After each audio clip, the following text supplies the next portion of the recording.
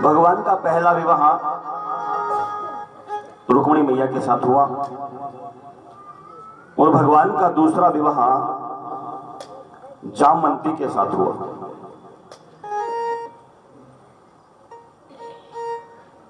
द्वारिका में एक राजा है जिसका नाम सत्रजीत है और सत्रजीत राजा सूर्य भगवान के उपासक हैं। प्रतिदिन भगवान सूर्य को अर्घ्य देते हैं। आज सत्रजीत भगवान सूर्य को अर्घ्य देकर के चलने लगे तो सूर्य भगवान ने सत्रजीत को रोका, राजन रुको। और सूर्य भगवान ने सत्रजीत को एक मणि दी, लो ये मणि लेकर के जाओ। उस मणि की क्या खास बात है? वो मणि प्रतिदिन 8 बार सोना उगलती है, अपने आप सोना देती है। सत्रजीत ने उस मणि को लिया, अपने गले में धारण किया, सूर्यदेव से आज्ञा लेकर के नगर की ओर आया। जैसे ही सत्रजीत नगर में पहुंचा, लोगों ने देखा अरे सूर्य देवता आ गए, सूर्य देवता। क्यों? क्योंकि उस मणि की चमक इतनी थी कि कई सूर्य को छोटा कर देती थी, इतनी ज्यादा चमक थी। लोग दौड़ करके गए, जाकर के देखा अरे ये कोई सूर्य नहीं है, ये तो राजा सत्रजीत है। सत्रजीत उस मणि को लेकर के अपने महल में आए। सुखदेव जी कहते हैं राजन, भगवान को पता लगा कि सत्रजीत के पास एक मणि है जो 8 बार सोना प्रतिदिन उगलती है। ये मणि अगर राजकोष में जमा हो जाए तो उससे पैदा होने वाले सोने से प्रजा की सेवा हो। भगवान श्री कृष्ण सत्रजीत से मणि मांगने के लिए गए। राजन, इस मणि का तुम क्या करोगे? ये मणि राजमहल में जमा करवा दो।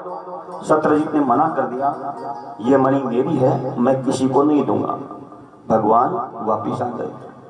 सुखदेव जी कहते हैं राजन, सत्रजीत का एक भाई है जिसका नाम परसेन है। एक दिन परसेन ने उस मणि को देखा, उस मणि को उठा करके अपने गले में धारण किया और घोड़े पर बैठ करके जंगल की ओर चल पड़ा। लोगों ने देखा अरे आज सत्रजीत का भाई परसेन मणि धारण करके जंगल में जा रहा है। सत्रजीत ने मणि को देखा, मणि अपनी जगह पर नहीं थी, तो सत्रजीत ने भगवान पर चोरी का झूठा दोष लगा दिया कि ये कन्हैया मणि को मांगने आया था, मैंने मना कर दिया तो इसने मेरी मणि को चुरा लिया। भगवान पर चोरी का झूठा दोष लग गया। लोगों ने कहा भगवान अब क्या करोगे, आपके ऊपर तो झूठा दोष लगा। भगवान बोले कैसे भी हो मैं उस मणि को ढूंढ करके लाऊंगा और सत्रजीत को दे दूंगा। किसी ने बताया प्रभु सत्रजीत का छोटा भाई परसेन उस मणि को गले में धारण करके घोड़े पर बैठ करके जंगल की तरफ गया है। भगवान उसी रास्ते पर चले। 2-4 सैनिकों को भगवान ने साथ लिया। सुखदेव जी कहते राजन, जब भगवान जंगल में पहुंचे, खूब दूर गए तो देखा वहां पर परसेन भी मरा पड़ा है और परसेन का घोड़ा भी मरा पड़ा है, लेकिन मणि वहां पर नहीं है।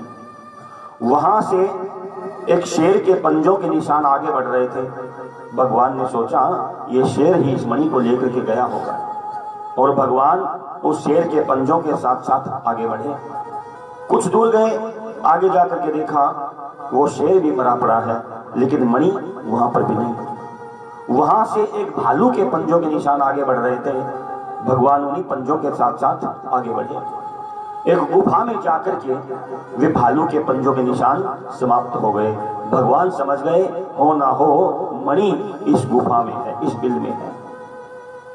भगवान ने अपने सैनिकों से कहा देखो हो सकता है अंदर कोई खतरा हो, तुम बाहर बैठो, मैं अंदर जाता हूं, और याद रखना 8 दिन तक मेरा इंतजार करना। 8 दिन तक 8 दिन तक अगर मैं नहीं आया तो मुझे मरा समझ करके नगर को चले जाना। सैनिकों ने कहा ठीक है भगवान। सैनिक बाहर बैठे, भगवान अंदर गए। जैसे ही भगवान अंदर गए, उस भालू की एक बेटी उस मणि के साथ खेल रही थी। भगवान ने उससे मणि मांगी तो वो रोने लगी। जामंती को लेकर भगवान चले जा रहे हैं। अब एक बात बताइए, एक भालू की, एक रिछ की बेटी कैसी होगी? कैसी होगी? एक भालू जैसी काली कलूटी दांतली ऐसी तो होगी एक भालू की बेटी। और एक ऐसी पत्नी काली कलूटी दांतली लंबे मुंह वाली वो इतने सुंदर भगवान के साथ चले तो कैसा लगे? अच्छा नहीं लगे। भगवान ने सोचा लोग देखेंगे क्या कहेंगे। भगवान ने जामवंती से कहा, जामवंती एक बात याद रखना, क्या? तुम घूंघट कर लो और चाहे कोई कुछ भी करे घूंघट मत उठाना, मेरी ये बात याद रखना। जामवंती ने कहा ठीक है पर नहीं उठाऊंगी, और जामवंती ने घूंघट कर लिया। भगवान जामवंती को लेकर के महलों में गए हैं और जामवंती को उसके कक्ष में बैठाया।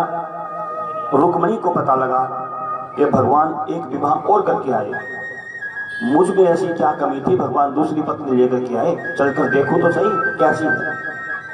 रुक्मणी मैया जामवंती के महल में आई और जामवंती घूंघट करके बैठी है। रुक्मणी ने कहा बहन अपना घूंघट तो उठा। जामवंती ने ऐसे कर दिया। रुक्मणी बोली अरे मैं तेरी बड़ी बहन हूं, मैं भगवान की पहली पत्नी हूं और हमें तो मिलकर के रहना है, मुझसे कैसी शर्म, दिखा अपना मुखड़ा। जामवंती ने फिर ऐसे गर्दन कर दिया। बार बार रुक्मणी मैया ने कहा रे अपना चेहरा दिखा, जामवंती ने नहीं दिखाया। रुक्मणी मैया को क्रोध आ गया और क्रोध में आकर के रुक्मणी मैया ने जामवंती को श्राप दे दिया। अच्छा लगती है तू मुझसे सुंदर है, जा मैं तुझको श्राप देती हूँ, आज से तू मेरे जैसी बन जा। तो उसी समय वो जामवंती रुक्मणी जैसी सुंदर बन गई। भगवान को पता था कि रुक्मणी अगर किसी को श्राप दे दे वो श्राप सच्चा होता है, इसलिए भगवान ने ये चाल चली। भगवान सत्रजीत की मणि लेकर के सत्रजीत के पास पहुंचे। ये लो राजन, तुमने झूठा दोष लगाया, अपनी मणि संभालो, तुम्हारा भाई पहन करके गया था। सत्रजीत ने भगवान के आगे हाथ जोड़े, चरणों में गिरे, प्रभु मुझसे गलती हो गई, क्षमा कर दो, ये मणि मैं अब नहीं रखूंगा, ये मणि मैं आपको दूंगा और मणि के साथ साथ एक चीज और दूंगा। भगवान बोले क्या? मेरी एक बेटी है जिसका नाम सत्यभामा है, उसके साथ आपको विवाह करना होगा। एक बार तो भगवान ने सोचा रहे दो तो पहले बैठी हैं, अब तीसरी पीछे आ रही है। फिर सोचा कोई बात नहीं, दो जहां है तो एक और चलेगी, और भगवान ने सत्रजीत की बेटी सत्यभामा के साथ विवाह किया। भगवान के कितने विवाह हुए? 3 विवाह हुए। सुखदेव जी कहते राजन, उसके बाद भगवान ने अपनी बुआ की बेटी भद्रा के साथ विवाह किया। फिर भगवान ने एक कन्या के साथ विवाह किया जिसका नाम लक्ष्मणा था। भगवान के कितने विवाह हो गए? 5। सुखदेव जी कहते राजन, विंद और अनिविंद, अनुविंद नाम के 2 भाई हैं। विंद अनुविंद ये 2 भाई हैं। इनकी एक बहन है, बड़ी सुंदर है, जिसका नाम मित्रवरंदा है, बड़ी सुंदर है। अनेक देशों के राजा मित्रवरंदा से विवाह करना चाहते हैं। विंद ने सोचा अगर मैं किसी एक राजा के साथ बहन का विवाह करूंगा तो बाकी राजा मेरे नगर पर चढ़ाई कर देंगे, लड़ाई करेंगे। इसलिए विंद ने एक स्वयंवर रखा। क्या स्वयंवर रखा? कि जिस प्रकार अर्जुन ने मछली की आंख को बेंध करके द्रौपदी को लेकर के आए थे, उसी प्रकार भगवान भी एक मछली की आंख को बेंध करके और मित्रवृंदा के साथ विवाह करके आए हैं। कितने विवाह हो गए भाई भगवान के? 6 विवाह। उसके बाद भगवान ने एक राजा है जिसका नाम नगनजीत है, उसकी एक बेटी है जिसका नाम नगनजीती है। नगनजीती भी बड़ी सुंदर है। बड़े बड़े राजा विवाह करना चाहते हैं। राजा नगनजीत ने सोचा क्यों ना मैं अपनी बेटी का स्वयंवर रखूं, और राजा नगनजीत ने स्वयंवर रखा। उसके पास बहुत खूंखार 7 बैल थे। ऐलान कर दिया जो एक बार में 7 बैलों को नाथ देगा उसी के साथ मैं अपनी बेटी का विवाह करूंगा। भगवान को पता लगा, भगवान गए हैं। एक पल में ही भगवान ने 7 रूप बनाए और उसी समय सातों बैलों को नाथ दिया और भगवान ने नगन चित्ती के साथ विवाह किया। भगवान के कितने विवाह हो गए? 7 विवाह हो गए। सुखदेव जी कहते राजन, एक समय की बात है, भगवान अर्जुन के साथ यमुना के किनारे घूम रहे हैं। भगवान ने देखा एक सुंदर सी कन्या यमुना किनारे बैठ करके तप कर रही है। भगवान ने अर्जुन को भेजा, जाओ जाकर के पूछो ये कौन है और क्यों बैठे। अर्जुन गए, पूछने लगे, हे देवी आप कौन हो या क्यों बैठे हो? उस कन्या ने कहा, मेरा नाम कालिंदी है, मैं यमुना से प्रकट हुई हूं, मैं यम की बहन हूं, मुझे यमुना भी कहते हैं, मुझे कालिंदी भी कहते हैं। अर्जुन ने पूछा, आप यहाँ क्यों बैठी हो? कालिंदी ने कहा, मैं यहाँ भगवान को पति बनाने के लिए तप कर रही हूँ। अर्जुन बोले, तो देर काहे की, जल्दी चलो, भगवान यही खड़े हैं, फिर निकल जाएंगे। अर्जुन कालिंदी को लेकर भगवान के पास पहुंचे, प्रभु ये आपको पति बनाना चाहती है। भगवान ने सोचा, भैया 7 तो पहले बैठी है, अब कितनी और लूंगा। अर्जुन के कहने से भगवान ने मैया कालिंदी के साथ विवाह किया। ये भगवान की 8 पटरानियां हैं, भगवान की 8 पटरानियां। राजा परीक्षित ने पूछा, हे सुखदेव जी महाराज, ये 8 पटरानियां भगवान की आपने बताई, लेकिन वो 16,100 पत्नियां कौन सी थी, उसकी कथा मुझे सुनाइए। सुखदेव जी कहते, राजन सुनो, भौमासुर नाम का एक दैत्य है, आकाश मार्ग में रहता है और वो अनेकों राजाओं की कन्या को पकड़ करके कैद में डाल रहा है। उसका लक्ष्य है 20,000 कन्या इकट्ठी हो जाएंगी तो उनके साथ विवाह करूंगा। उस भौमासुर के साथ पास राजाओं की 16,100 कन्याएं कैद हो चुकी हैं। अब सुनिए आगे की कथा। एक दिन नारद जी द्वारिका में आए, अपने साथ पारिजात का पुष्प लेकर के आए और नारद ने वो पारिजात का पुष्प भगवान को दे दिया। भगवान ने वो पुष्प रुक्मणी मैया को दिया। जैसे भगवान ने रुक्मणी को पुष्प दिया, नारद जी ने देखा, सीधे सत्यभामा के पास गए, देवी ये कन्हैया तुम सबसे एक जैसा प्रेम नहीं करता, ये रुक्मणी से ज्यादा प्रेम करता है। सत्यभामा ने पूछा, आप कैसे कहते हो? नारद जी ने कहा, मैं स्वर्ग से पारिजात का पुष्प लेकर के आया, मैंने भगवान को दिया, अगर वो तुमसे प्रेम करते तो पुष्प तुमको देते। भगवान ने वो पुष्प रुक्मणी को दिया, वो रुक्मणी को प्रेम करते। और जैसे ही नारद जी ने ये कहा, सत्यभामा तो भैया वहीं की वहीं बैठ गई। आज आने दो भगवान को, ऐसे कैसे, प्रेम में कैसे बदलाव हो सकता है? नारद जी आग लगा करके चले गए। भगवान सत्यभामा के महल में आए। सत्यभामा उदास बैठी है, गुस्से में बैठी है, क्रोध में बैठी है, बोलती नहीं भगवान से। भगवान बोले, रानी क्या हुआ? सत्यभामा कुछ नहीं बोली। भगवान बोले, बताओ क्या हुआ? सत्यभामा बोली, आप मुझसे प्रेम नहीं करते। भगवान बोले, किसने कह दिया? मैं तो सबके साथ प्रेम बराबर का करता हूं। सत्यभामा ने कहा, आज नारद जी आए थे? बोले हाँ। वो पुष्प लेकर के आए पारिजात का, आपने पुष्प वो रुक्मणी को दिया, अगर मुझसे प्रेम करते तो आप मुझे वो पुष्प देते। भगवान समझ गए, भगवान समझ गए इसके मन में क्या आता है। भगवान बोले, रानी वो तो एक पुष्प था, मैं तुझसे कितना प्रेम करता हूं, तू अगर कहे तो स्वर्ग से पारिजात का पेड़ ला करके तेरे आंगन में लगा दूं।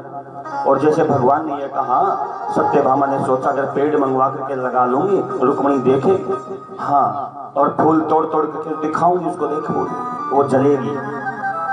आपसी जलन जो होती है ना माताओं की, ये बड़ी खराब करती है कई बार, हाँ, एक दूसरे से जलन, और ये जलन ही लड़ाई का मुख्य कारण होता है। रुक्मणी देखेगी, जलेगी। ठीक है प्रभु, अगर मुझसे प्रेम करते हो तो जाओ, स्वर्ग से पारिजात का पेड़ लेकर के आओ, मेरे आंगन में लगाओ। भगवान बोले, अभी जाता हूं। सत्यभामा बोली, अकेले नहीं जाने दूंगी, मैं भी साथ चलूंगी। भगवान बोले, मैं लेके आऊंगा ना। नहीं नहीं नहीं, मैं चलूंगी।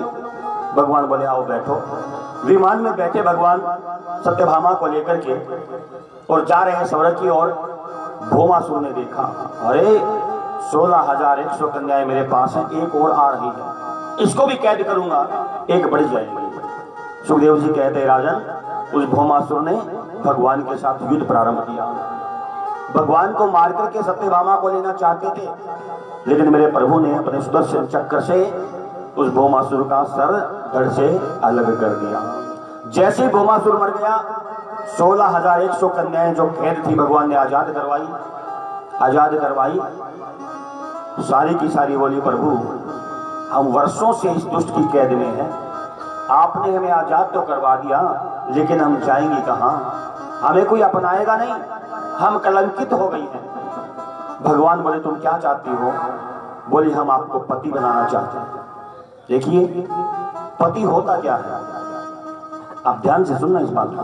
पति का मतलब क्या है? पत्नी के साथ विवाह हो गया, शारीरिक संबंध हुआ, बच्चे पैदा हो गए, उसको पति कहा गया? नहीं, पति का बहुत बड़ा अर्थ है, और ध्यान से सुनिए क्या अर्थ है पति का। शादी करने से पति होता तो एक बात बताइए, पूरी सेना का एक सेनापति होता है कि नहीं होता? सेनापति बोलते हैं ना, तो उसने सेना के साथ विवाह तो नहीं किया, फिर वो पति कैसे बन गया? क्यों? क्योंकि पूरी सेना की वो रक्षा करता है, इसलिए उसको सेनापति कहा गया। हमारे देश का राष्ट्रपति है, उसको राष्ट्र का पति क्यों कहा गया है? राष्ट्र के साथ विवाह थोड़ा ही किया है, वो हमारे राष्ट्र की रक्षा करता है, इसलिए उसको राष्ट्रपति कहा गया। पति का असली अर्थ होता है रक्षा करना। आपके हर सुख दुख में पति आगे रहे, आपकी हर जगह पर रक्षा करे। जब फेरे लेते हैं तो पंडित जी वचन करवाते हैं कि मैं तुम्हारी हर जगह रक्षा करूंगा, और रक्षक को ही, रक्षा करने वाले को ही पति कहा गया है। 16,100 ने कहा, हम आपको पति बनाना चाहती हैं। ये नहीं कहा हम शादी करना चाहती हैं, पति बनाना चाहती हैं, हमारी रक्षा कराना चाहती हैं। भगवान ने उसी समय 16,100 के साथ एक साथ में ही विवाह किया। इस प्रकार भगवान के कितने विवाह हो गए? 16,108 विवाह हो गए। सुखदेव जी कहते, राजन,